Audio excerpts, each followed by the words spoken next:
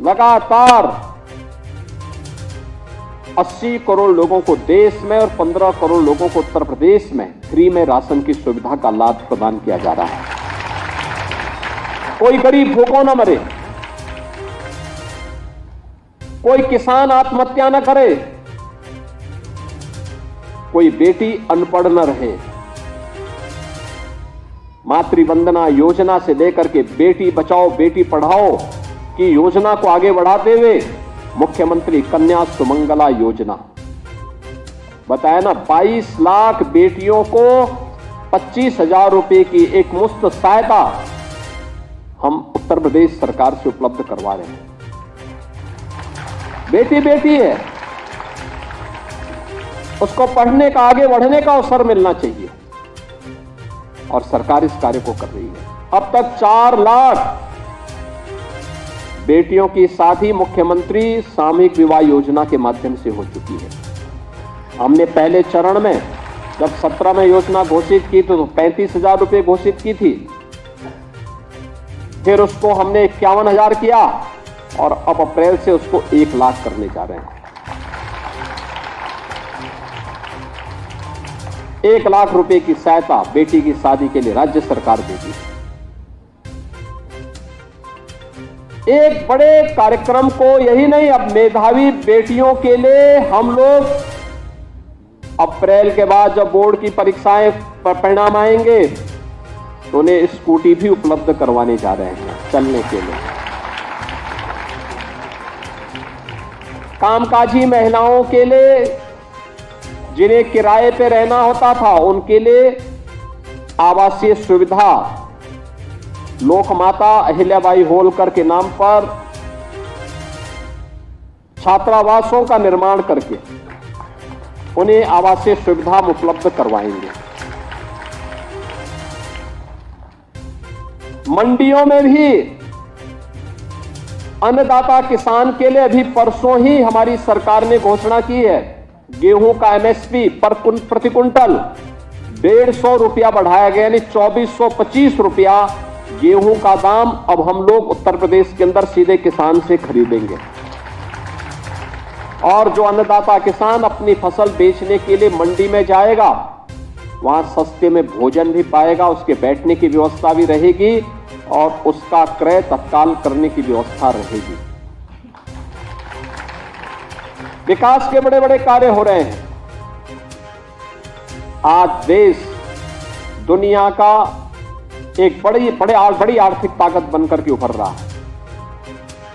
2027 में भारत दुनिया की तीसरी बड़ी अर्थव्यवस्था होगा। उत्तर प्रदेश प्रधानमंत्री मोदी जी के मार्गदर्शन में तेजी के साथ उभरती हुई अर्थव्यवस्था के रूप में देश की अग्रणी अर्थव्यवस्था बन रहा है। एक कभी बीमारू राज्य था, आज नंबर 2 की अर्थव्यवस्था देश के अंदर है। जब सामूहिक प्रयास होता है, हर चेहरे पर खुशहाली होती है, तो उसके परिणाम भी सामने आते हैं और इस सामूहिक प्रयास का परिणाम हम सबके सामने आज इस रूप में देखने को मिल रहा है कि उत्तर प्रदेश तेजी के साथ आगे बढ़ रहा है। और जिसको उत्तर प्रदेश के सामर्थ्य को देखना हो, महाकुंभ उसका एक परिणाम है, सफल आयोजन।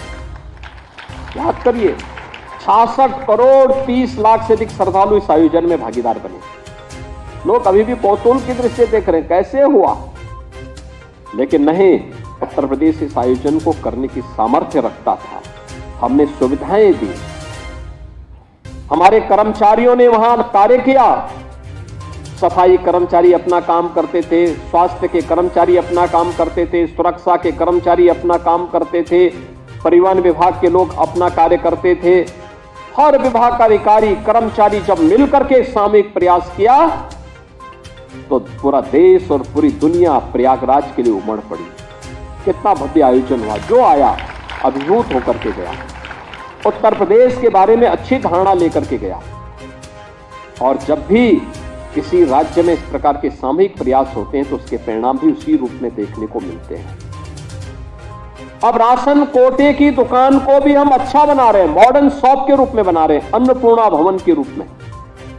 उसमें अब केवल राशन ही नहीं मिलेगा, बल्कि गांव की आवश्यकताओं, वहां नशीली पदार्थों की बिक्री पे बैन रहेगा, लेकिन बाकी अन्य सामानों बेच सकते हैं, कपड़ा बेच सकते हैं, वहां से साबुन बेच सकते हैं, तेल बेच सकते हैं, और भी सामानों को वहां से अन्य सामान भी जो एक सामान्य घर की आवश्यकता है, उन सभी दुकानों के माध्यम से उसकी बिक्री की जा सकती है और साथ साथ वहां बिजली के बिल भी जमा कराए जा सकते हैं। हम वहां पर अन्य सुविधाएं भी देने, कॉमन सर्विस सेंटर की भी सुविधा उपलब्ध करवाने जा रहे हैं। यानी ढेर सारे कार्य, अतिरिक्त इनकम फेयर प्राइस शॉप संचालक की अतिरिक्त हो सकते हैं और उसके पीछे एक वेयर हाउस भी देंगे जहां पे छोटे मोटे गोदाम और गांव की ही आवश्यकता के अनुरूप वो अन्य सामग्री को एकत्र करके जब मार्केट में अच्छा दाम मिले तब उसको बेच सकता है। इस प्रकार की एक व्यवस्था करने का कार्य हो रहा है और मुझे प्रसन्नता है कि इस बार 2000 से अधिक ऐसी फेयर प्राइस शॉप में अन्नपूर्णा भवन के निर्माण का कार्य अंतिम चरणों में आगे बढ़ रहा है। ग्रामीण क्षेत्र में जिसका जहां पे घर है उसको वहां पर प्रधानमंत्री स्वामित्व योजना में अधिकार पत्र प्राप्त हो रहे हैं, मालिकाना अधिकार प्राप्त हो रहा है। विवाद समाप्त। अब गांव में ही ग्राम सचिवालय की व्यवस्था दे दी गई। गांव में ही व्यक्ति को ऑनलाइन जाति प्रमाण पत्र, आय प्रमाण पत्र, निवास प्रमाण पत्र, अन्य जो भी डोमिसाइल प्रमाण पत्र सभी उसी गांव में प्राप्त हो सकते हैं। हम धीरे धीरे करके नगर की तरफ भी बढ़ रहे हैं इसी कार्य को लेकर कि नगरीय क्षेत्रों में भी सुविधा प्राप्त हो। जिलाधिकारी के कार्यालय में, तहसील के मुख्यालय में, ब्लॉक के मुख्यालय में चक्कर न लगाना पड़े, बल्कि जिस गांव का निवासी है उसी गांव में उसको ये सुविधा प्राप्त होनी चाहिए। इसको लेकर के सरकार लगातार प्रयास कर रही है और उसी प्रयास के परिणाम स्वरूप आज हम सब 1,86,00,000 उज्ज्वला योजना के लाभार्थियों को इस सुविधा को लेकर के आज यहां पर आए हैं। मैं आप सबको, पूरे प्रदेशवासियों को और जिन जिन क्षेत्रों में कार्यक्रम हो रहे हैं उन सभी जनपद वासियों को हृदय से बधाई देता हूं। मैं अपील करूंगा कि जिन लोगों ने अभी तक अपना रजिस्ट्रेशन नहीं कराया है वे अपने अभिलंब रजिस्ट्रेशन करा लें, जिससे उनको इसका लाभ मिल सके, ये फ्री में सिलेंडर का लाभ उन्हें प्राप्त हो सके।